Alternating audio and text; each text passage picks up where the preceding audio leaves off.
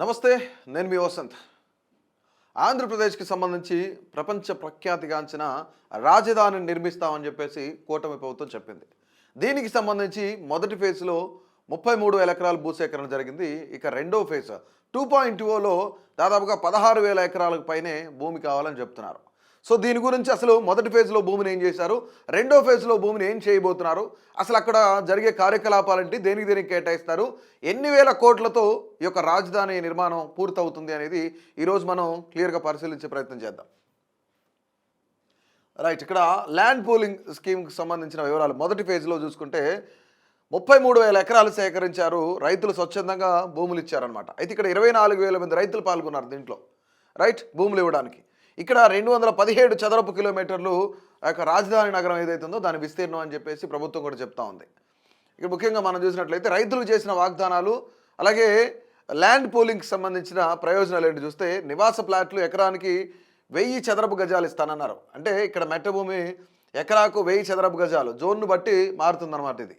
Right, ఇక రెండవది వాణిజ్య ప్లాట్ ఎకరానికి 450 చదరపు గజాలు ఇస్తానన్నారు. ఇక్కడ 450 చదరపు గజాల కంటే తక్కువ తమాషా ప్రకారం ఇస్తానని చెప్తున్నారు. రైట్, ఇక్కడ వార్షిక పరిహారం అధిక కౌలు అంటే 10 సంవత్సరాలు, సాధారణ కౌలు 10 సంవత్సరాలు. రైట్, అభివృద్ధి చేసిన ప్లాట్లను మౌలిక సదుపాయాలతో రైతులకు తిరిగి ఇవ్వడం ద్వారా వారిని లబ్ధిదారులుగా చేయడమే ప్రధాన లక్ష్యం. ఓకే, ముఖ్యంగా ఈ 217 చదరపు కిలోమీటర్ల విస్తీర్ణం మనం మాస్టర్ ప్లాన్ ఒక్కసారి చూసినట్లయితే సో ఈ విధంగా ఉందన్నమాట. సో ఇక్కడ మీకు అర్థమయ్యేలా చెప్తాను చూడండి. రైట్, ఇక్కడ ఈ ఎల్లో కలర్లో కనిపిస్తుంది కదా, ఇది 34%, 34% నివాస ప్రాంతాలు, గృహాలు, రిటర్న్ ప్లాట్లు అనమాట, రెసిడెన్షియల్ ఏరియాకి సంబంధించి. సో ఇది 34%. రైట్, ఇలాగే 30% గ్రీన్ ఓపెన్ స్పేస్ పార్కులు, నీటి వనరులు, ఇది 30% అనమాట. రైట్, దీనికి ఏంటంటే పార్కులు కానీ, ఓపెన్ స్పేస్ కానీ, నీటి వనరులు కానీ ఇవన్నీ ఉంటాయి అనమాట. ఇక వాణిజ్యానికి సంబంధించి బిజినెస్ డిస్ట్రిక్ట్, ఐటీ పార్కులు, ఇది 11%, ఇది 11% అనమాట. బిజినెస్ కానీ, ఐటీ కానీ ఇవన్నీ ఐటీ పార్క్స్ అన్నీ కూడా ఇక్కడే ఉంటాయి అనమాట. ఇక నెక్స్ట్ 13% మౌలిక సదుపాయాలు, రోడ్లు, రవాణా, యూటిలిటీస్, రోడ్లు కానీ, మౌలిక సదుపాయాలు కానీ వీటన్నిటి కోసం దాదాపుగా 13% అనమాట. ఇక్కడ మరొకటి ఏంటంటే ఇక్కడ 9% ప్రభుత్వ సంస్థాగత అసెంబ్లీ సెక్రటేరియట్ ఏదైతే ఉందో వీటన్నిటి కోసం దాదాపుగా 9% వినియోగించబోతున్నారు. రైట్, సో ఇది ఓవరాల్గా మనం చూసుకున్నట్లయితే 34% నివాస ప్రాంతాలు, 30% గ్రీన్ ఓపెన్ స్పేస్, అలాగే పార్కులు, నీటి వనరులు, 11% బిజినెస్ డిస్ట్రిక్ట్ కానీ, ఐటీ పార్కులు కానీ. రైట్, 13% మౌలిక సదుపాయాలు, రోడ్లు, రవాణా, యూటిలిటీస్ అన్నిటి కోసం ఉపయోగిస్తారనమాట. రిమైనింగ్ 9% ప్రభుత్వ అసెంబ్లీ భవనం కానీ, సెక్రటేరియట్ కానీ ఇవన్నీ దానికోసం ఉపయోగిస్తారు. సో ఇక్కడ ముందు ఒక 9 సిటీలుగా డివైడ్ చేశారు కదా, ఆ 9 సిటీలు ఏంటో మనం చూసే ప్రయత్నం చేద్దాం. గవర్నమెంట్ సిటీ, అసెంబ్లీ, సెక్రటేరియట్ మరియు ప్రభుత్వ కార్యాలయాల కేంద్రం, అలాగే జస్టిస్ సిటీ, హైకోర్టు మరియు న్యాయ సంబంధిత సంస్థల యొక్క ఏదైతే సంస్థల నిలయం అనమాట. అంటే జడ్జెస్ కానీ, వీళ్ళంతా అడ్వకేట్స్ కానీ, హైకోర్టు బిల్డింగ్స్ కానీ, లాంటి వాళ్ళందరికీ ఈ బిల్డింగ్లు అనమాట. ఇక్కడ finance city, central business district, CBD మరియు బ్యాంకింగ్ హబ్ అనమాట ఇక్కడ. సో అదంతా కూడా ఫైనాన్స్ సిటీ అనమాట. బ్యాంకులు ఇవన్నీ అక్కడే ఉంటాయి. ఇక్కడ నాలెడ్జ్ సిటీ, విశ్వవిద్యాలయాలు కానీ, పరిశోధనా కేంద్రాలు కానీ, మరియు విద్యా సంస్థలు, స్కూల్ కానీ, కాలేజెస్ కానీ, యూనివర్సిటీస్ కానీ, సైన్స్ సెంటర్స్ కానీ ఇవన్నీ ఉంటాయి అనమాట ఎడ్యుకేషన్ హబ్లో. ఇక health city, super speciality hospitals అన్నీ హెల్త్ కేర్కి సంబంధించి ఇక్కడ హెల్త్ సిటీ ఉంటుంది అనమాట. ఇక ఎలక్ట్రానిక్ సిటీ, ఇక్కడ ఐటీ హార్డ్వేర్ తయారీ మరియు టెక్ ఇన్నోవేషన్స్కి సంబంధించిన ఎలక్ట్రానిక్ సిటీ అది. ఇక స్పోర్ట్స్ సిటీలో స్టేడియం, క్రీడా ప్రాంగణాలు మరియు అకాడమీలు ఏవైతే ఉన్నాయో పెద్ద స్టేడియాలు కానీ, పెద్ద ప్లేసెస్ కానీ, స్పోర్ట్స్ ఆడడానికి కానీ, ఇండోర్ అవుట్డోర్ గ్రౌండ్స్ ఏవైతే ఉన్నాయో వాటన్నిటిని కూడా ఈ యొక్క స్పోర్ట్స్ సిటీలో ఉంటుంది అనమాట. ఇక మీడియా సిటీ, వినోదం, సాంస్కృతిక కేంద్రాలు మరియు మీడియా సంస్థలు. సో ఏదైతే ఎంటర్టైన్మెంట్ కానీ, లేదంటే ప్రభుత్వానికి సంబంధించిన ఏవైతే కల్చరల్ వింగ్ ఏదైతే ఉందో అది, దాంతోపాటుగా మీడియా సంస్థలకు సంబంధించి కూడా అనమాట. ఇది media city. Next tourism city, కృష్ణానది తీర పర్యాటకం మరియు ఆ యొక్క పరివాహక ప్రాంతం ఏదైతే ఉందో ఇవన్నీ కూడాను అందులోనే కలిస్తే, ఇందులో దేవాలయాలు కూడా కలిసే ఛాన్సెస్ ఉంది. రైట్, 9 సిటీలు అవి. ఏ సిటీకి ఎంత భూమి కేటాయించారు ఫస్ట్ ఫేజ్లో అనేది మనం ఒకసారి క్లియర్గా చూస్తే, నాలెడ్జ్ సిటీకి 8,551 ఎకరాలు అనమాట. అలాగే ఎలక్ట్రానిక్స్ సిటీకి సంబంధించి 6,580 ఎకరాలు. ఇక్కడ హెల్త్ సిటీకి 6,540 ఎకరాలు. తర్వాత ఫైనాన్స్ సిటీకి సంబంధించి 5,165 ఎకరాలు. ఇక మీడియా సిటీకి 5,108 ఎకరాలు. ముఖ్యంగా స్పోర్ట్స్ సిటీకి 4,149 ఎకరాలు. ఇక జస్టిస్ సిటీ అంటే మనం ఇందాక అనుకున్నట్టు హైకోర్టు భవనాలు కానీ ఇవన్నీ వీటన్నిటికి సంబంధించి 3,311 ఎకరాలు. ఇక గవర్నమెంట్ సిటీ సెక్రటేరియట్ కానీ ఇవన్నిటికి సంబంధించి 2,702 ఎకరాలు కేటాయించారు. సో ఇది ఓవరాల్గా ఏ సిటీకి ఎంత కేటాయించారు అనేది సో ఇక్కడ కనిపిస్తుంది అనమాట. గ్రామాలు మరియు థీమ్ సిటీల మ్యాపింగ్ మనం చూసినట్లయితే ఇక్కడ రెవెన్యూ గ్రామం ఏది, కేటాయించిన థీమ్ సిటీ ఏంటి, ముఖ్య ఉద్దేశం ఏంటి అనేది మనం ఒకసారి చూద్దాం. రాయపూడి ప్రధానంగా ఎక్కువ రాయపూడిలో గవర్నమెంట్ సిటీ ఇది. సెక్రటేరియట్ అసెంబ్లీ రాజ్భవన్ ఎక్కడ ఉందంటే రాజ్భవన్ ఏరియా ఇక్కడ రాయపూడికి సంబంధించి. ఇక నేలపాడు జస్టిస్ సిటీ హైకోర్టు కానీ న్యాయ సంస్థలు కానీ ఆ బిల్డింగ్స్ కానీ వాటన్నిటికి సంబంధించి ఇది నేలపాడులో ఉంటుంది అనమాట. ఉద్దండరాయనిపాలెం ఫైనాన్స్ సిటీ ఆర్థిక కేంద్రం, అలాగే బ్యాంకింగ్ మనం ఇందాక అనుకున్నట్టు బ్యాంకులు కూడా ఎక్కువ ఆ ఏరియాలోనే ఉంటాయి. రీసెంట్గా నిర్మలా సీతారామన్ గారు కూడా వచ్చి బ్యాంక్స్ అన్నీ ఓపెన్ చేసిన పరిస్థితులు కూడా మనం చూసాం అనమాట. ఇక శాఖమూరు ఐనవోలుకి సంబంధించి నాలెడ్జ్ సిటీ యూనివర్సిటీస్ కానీ తర్వాత కాలేజీలు కానీ స్కూల్స్ కానీ మంచి మంచి ఇంటర్నేషనల్ స్కూల్స్ కానీ ఇవన్నీ కూడా ఎడ్యుకేషనల్ సిటీకి సంబంధించి ఇక్కడ శాఖమూరు ఐనవోలు అనమాట. ఇక బేతపూడిలో electronics city IT and electronics hardware తయారీ ఏవైతే ఉన్నాయో ఆ కంపెనీలన్నీ కూడా ఆ ఏరియాలో వచ్చే ఛాన్సెస్ ఉన్నాయి. ఇక కృష్ణారాయపాలెంకి సంబంధించి హెల్త్ సిటీ ఆసుపత్రులు వైద్య సేవలు రైట్. ఇక అబ్బరాజుపాలెంకి సంబంధించి స్పోర్ట్స్ సిటీ స్టేడియాలు క్రీడా మౌలిక సదుపాయాలు మొత్తానికి ఇలా కేటాయించారనమాట. సో నెక్స్ట్ మనం ఒకసారి చూస్తే ఆర్థిక ప్రణాళిక 2024 తర్వాత రాష్ట్ర ప్రభుత్వం 6,000 కోట్ల మౌలిక సదుపాయాల పనుల కోసం ప్రత్యక్ష బడ్జెట్ కూడా కేటాయించింది అనమాట ఇక్కడ. సో ముఖ్యంగా ఇక్కడ మనం చూసినట్టయితే కేంద్ర ప్రభుత్వం 4,200 కోట్ల రూపాయలు రాజధాని నిర్మాణ సహాయం కోసం విడుదల చేసింది అనమాట నిధులు కూడా ఇప్పటికే రైట్. ప్రపంచ బ్యాంక్ ప్లస్ ఏడీబీ బ్యాంక్ రెండు కూడాను 1.6 బిలియన్లు ఇచ్చారు. సుమారు 15,000 కోట్లు ఫేజ్ 1 మౌలిక సదుపాయాల ఆర్థిక అభివృద్ధి కోసం హామీ ఇచ్చిందనమాట. ఇక ఏపీసీఆర్డీఏ రుణాలు చూస్తే 32,500 కోట్ల రూపాయలు దీర్ఘకాలిక ప్రాజెక్ట్ అమలు అంటే 2025 నుంచి 2029 కోసం ప్రణాళిక చేసిన రుణాలు ఇవి ఎంత 32,500 కోట్లు ఇది ఈ 5 ఏళ్లలో అనమాట రైట్. ఇక 25 రెవెన్యూ గ్రామాలు ఇక్కడ చాలా చాలా ఇంపార్టెంట్ థింగ్ అనమాట.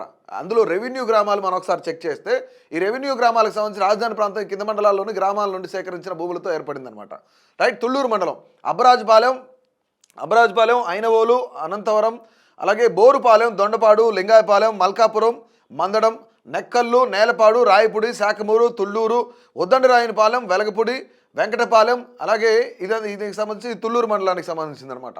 ఇక్కడ మంగళగిరి అలాగే తాడేపల్లికి సంబంధించి మనం చూస్తే మంగళగిరిలో కృష్ణరాయపాలెం నిడమర్రు కురగల్లు నవులూరు ఎర్రబాలెం బేతపూడి. ఇక్కడ తాడేపల్లి చూస్తే పెనుమాక అలాగే ఉండవాళ్ళి.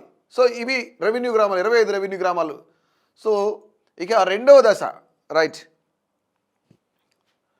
ప్రస్తుతం ఆంధ్రప్రదేశ్ ప్రభుత్వం రెండవ దశ భూసేకరణ కూడా చేస్తుంది. ఎందుకంటే రాజధాని కోసం దీనికోసం దాదాపుగా 16,600 ఎకరాల పైనే భూసేకరణ చేస్తుంది. ఒక్కసారి రెండవ దశకు మనం సంబంధించి దీన్ని దేనికి వాడతారు అనేది మనం చూసే ప్రయత్నం చేద్దాం ఇప్పుడు రైట్. సో మొదటిది ఇప్పుడు రెండు కలిపి ఒక ఫుల్ వీడియో, తర్వాత సెకండ్ ఫేజ్ గురించి మళ్ళీ ఇంట్రడక్షన్ చెప్పాను. సో దాన్ని మళ్ళీ సెకండ్ పార్ట్కి సంబంధించి రెండో వీడియో చేసుకోవాలి రైట్. ఇక రెండవ దశ భూ సమీకరణ చూస్తే LPS 2.0 రైట్. ఇక్కడ గ్రామం సమీకరించిన ఎకరాలు ముఖ్య కేటాయింపులు దేనికి కేటాయించారు, ఏ ఊరు నుంచి ఎన్ని ఎకరాలు తీసుకుంటున్నారని చెప్పేసి. వైకుంఠపురం 3,361 ఎకరాలు రైట్. ఇక్కడ ఏంటంటే ముఖ్యంగా కేటాయించిన దేనికి నివాసం అంటూ గ్రీన్ జోన్లు. ఇక పెద్దమత్తూరు 1,145 ఎకరాలు అనుబంధ మౌలిక సదుపాయాలకు సంబంధించి. ఇక ఎండ్రాయి 2,166 ఎకరాలు లాజిస్టిక్స్ అండ్ అలాగే రవాణా ట్రాన్స్పోర్టేషన్ అనమాట. ఇక కర్లపూడి 2,944 ఎకరాలు ఇన్స్టిట్యూషనల్ ఏరియా ఇది. హరిశ్చంద్రపురం 2,418 ఎకరాలు మిక్స్డ్ యూజ్ డెవలప్మెంట్ అంటే దేనికైనా ఉపయోగించవచ్చు మిక్స్డ్ అనమాట. సో దేనికోసం అయినా సరే దీనికి కేటాయించే ఛాన్సెస్ ఉన్నాయి. ఇక పెద్దపరిమిలో 6,513 ఎకరాలు రైట్. రీసెంట్గా అభినవ్ భారత్ జర్నలిస్టులు కూడాను పెద్దపరిమి వెళ్ళినప్పుడు కొంతమంది రైతులు వాళ్ళ యొక్క స్పందన కూడా ఏ విధంగా ఉందంటే ముందు ఇచ్చిన 33,000 ఎకరాలు డెవలప్మెంట్ అవనివ్వండి, తర్వాత మేము 16,000 ఎకరాలు ఇస్తాం అన్నట్టుగా కొంతమంది స్థానికులు మాట్లాడారనమాట రైట్. సో దానికి సంబంధించి మీరు కావాలంటే అభినవ్ భారత్లో ఫుల్ వీడియో కూడా ఉంది, మరొకసారి చెక్ చేయొచ్చు పెద్దపరిమి ప్రాంతానికి సంబంధించి. ఇక మొత్తం ఇక్కడ మనం చూసుకుంటే రెండవ 2.0కి సంబంధించి రెండవ దశ భూ సమీకరణకు సంబంధించి 16,666.5 ఎకరాలు అనేది ప్రభుత్వం ఇప్పుడు తీసుకోవాలనుకుంటున్నారు భూమి. ఇక వడ్లమాన్లో 1,913 ఎకరాలతో కలిపి ఇది మొత్తం కూడా రైట్. సో మొత్తానికి ఇది ఇక భూ కేటాయింపుల విషయానికి మనం ఒకసారి చూసినట్టయితే అంతర్జాతీయ విమానాశ్రయం 5,000 ఎకరాలు, అంతర్జాతీయ క్రీడల హబ్ 2,500 ఎకరాలు, తర్వాత రైల్వే స్టేషన్ అండ్ ఇతరాలు మనం చూసినట్లయితే 9,166 ఎకరాలు. ఇక్కడ ప్రపంచ స్థాయి కనెక్టివిటీ మరియు క్రీడా సౌకర్యాలకు ప్రాధాన్యత ఎక్కువ ఇస్తున్నారంట. అంటే ఇక్కడ 5,000 ఎకరాలేమో దేనికి సంబంధించి దాదాపుగా మనం ఇక్కడ చూస్తే 16.6 వేల ఎకరాలకు సంబంధించి మొత్తం ఎకరాలు. అంతర్జాతీయ విమానాశ్రయానికి సంబంధించి 5,000 ఎకరాలు కేటాయిస్తున్నారు. సో ఇక్కడ 2,500 ఎకరాలు మనం చూసినట్లయితే ఈ బ్లాక్ కలర్ 2,500 ఎకరాలకు సంబంధించి మనం చూసినట్లయితే ఇది క్రీడల హబ్ అనమాట, స్పోర్ట్స్ డెవలప్మెంట్ కోసం ఉపయోగిస్తారు. సో ఇక్కడ గ్రీన్ కలర్ కనిపించేది మనం చూస్తున్నాం రైల్వే స్టేషన్ కానీ ఇతరాలకు సంబంధించిన 9,166 ఎకరాలు. సో ఈ గ్రీన్ జోన్ కనిపిస్తుంది. రైట్, ఒకసారి మీకు చెప్తాను. రైట్, ఇక్కడ 9,166 ఎకరాలు ఇదంతా కూడా మనకు సంబంధించి రైల్వే స్టేషన్ కానీ ఇంకా ఇతర యాక్టివిటీస్కి సంబంధించిన డెవలప్మెంట్స్ ఏవైతున్నాయో ఇదంతా కూడా ఇక్కడ అనమాట. ఇక అంతర్జాతీయ క్రీడల హబ్కి సంబంధించి బ్లూ కలర్ కనిపిస్తుంది. ఇది 2,500 ఎకరాలకు సంబంధించి. రైట్, ఇది 2,500 ఎకరాలు అనమాట. ఇక అంతర్జాతీయ విమానాశ్రయం ఇవన్నీ ఏదైతే ఉందో ఎయిర్పోర్ట్స్ కానీ ఇవన్నీ కూడా దాదాపుగా 5,000 ఎకరాలు కేటాయిస్తున్నారు.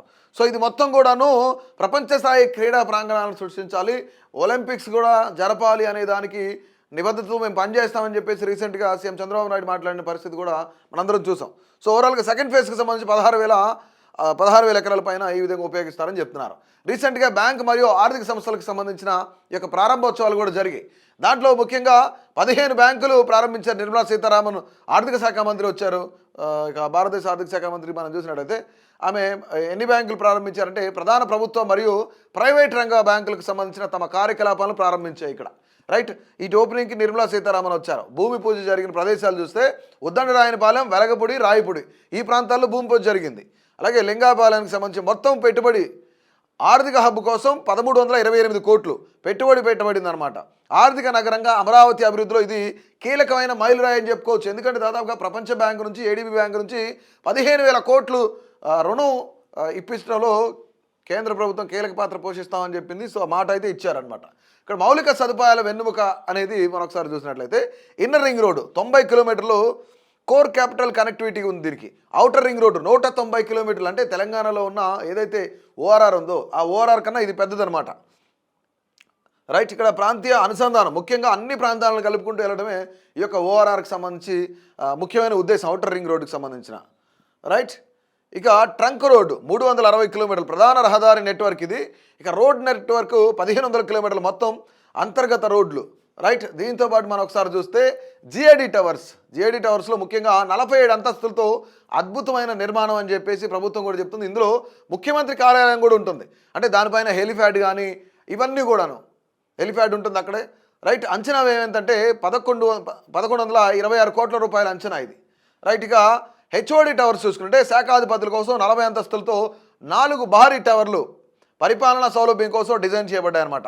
ఇక సెక్రటేరియట్ టవర్స్ కానీ ఇవన్నీ ఏంటంటే ఇక్కడ సచివాలయ కార్యకలాపాల కోసం 2 దశల్లో నిర్మాణం చేపట్టబోతున్నారు. మొదటి దశలో 1,897 కోట్ల రూపాయలు పెడితే ఇక రెండవ దశలో 1,664 కోట్ల రూపాయలు పెట్టుబడి పెట్టి ఈ యొక్క ఏదైతే సెక్రటేరియట్ టవర్స్ ఉన్నాయో వీటిని చేస్తారనమాట, డెవలప్ చేస్తారనమాట. రైట్, ఇక కేంద్ర ప్రభుత్వ కార్యాలయాలు మనం ఒకసారి చెక్ చేసినట్లయితే అమరావతిలో కేంద్ర ప్రభుత్వ కార్యాలయాల సముదాయ నిర్మాణానికి కేంద్రం గ్రీన్ సిగ్నల్ ఇచ్చేసింది. ఎందుకంటే ప్రస్తుతానికి ఆంధ్రప్రదేశ్లో కూటమి ప్రభుత్వం ఉంది, ఇక కేంద్రంలో బీజేపీ, అంటే అక్కడ కూడా ఎన్డీఏ అలయన్సే కాబట్టి ఎన్డీఏ ప్రభుత్వమే కాబట్టి సో ఇక్కడ గ్రీన్ సిగ్నల్ ఇచ్చింది అమరావతి కోసం. ఇక ప్రాజెక్టు ముఖ్యాంశాలు మనం చూస్తే సెంట్రల్ సెక్రటేరియట్ రాష్ట్రంలో పనిచేసే కేంద్ర ప్రభుత్వ కార్యాలయాల దానికోసం అని ప్రత్యేక భవనం ఏర్పాటు చేస్తున్నారు. నివాస సముదాయం చూస్తే కేంద్ర ప్రభుత్వ ఉద్యోగుల కోసం గృహ నిర్మాణం, సెంట్రల్ గవర్నమెంట్ ఎంప్లాయీస్ ఎవరైతే ఉన్నారో దానికోసం సంబంధించి వాళ్ళకి అక్కడ ఇల్లు కూడా నిర్మాణం చేస్తున్నారు అనమాట. ఈ ప్రాజెక్ట్ కోసం బడ్జెట్ చూస్తే 2,787 కోట్ల రూపాయలు కేటాయించబడ్డాయి. రైట్, ఇది సెంట్రల్ గవర్నమెంట్ ఎంప్లాయీస్కి కానీ సెంట్రల్ గవర్నమెంట్కి సంబంధించిన భవనాలు కానీ వీటన్నిటికి సంబంధించిన దాదాపుగా పెట్టుబడి కేటాయిస్తున్నారంటే 2,787 కోట్ల రూపాయలు పెట్టి వాటన్నింటినీ కూడా కన్స్ట్రక్ట్ చేస్తున్నారు. ఇక నిధుల సమీకరణ మనం చూస్తే మొత్తం అంచనా వ్యయం అమరావతి నిర్మాణానికి 77,249 కోట్ల రూపాయలు అంచనా వేస్తున్నారు. ఇది అమరావతి కట్టడానికి. అయితే 100కు పైగా పనులు ఏకకాలంలో జరుగుతున్నాయి. ప్రజెంట్ ఇప్పుడున్న సిచ్యువేషన్లో దాదాపుగా 100 వర్క్స్ కంటిన్యూ అవుతున్నాయి. అది ఏదైనా సరే, కన్స్ట్రక్షన్ వర్క్ అయినా సరే, రోడ్లు అయినా కానీ, బిల్డింగ్లు అయినా కానీ, జిఐడి టవర్స్, హెచ్ఓడి టవర్స్, అంటే ఇవన్నీ కూడా జరుగుతూనే ఉన్నాయి. 100కు పైగా పనులు ఏకకాలంలో జరుగుతున్నాయంట.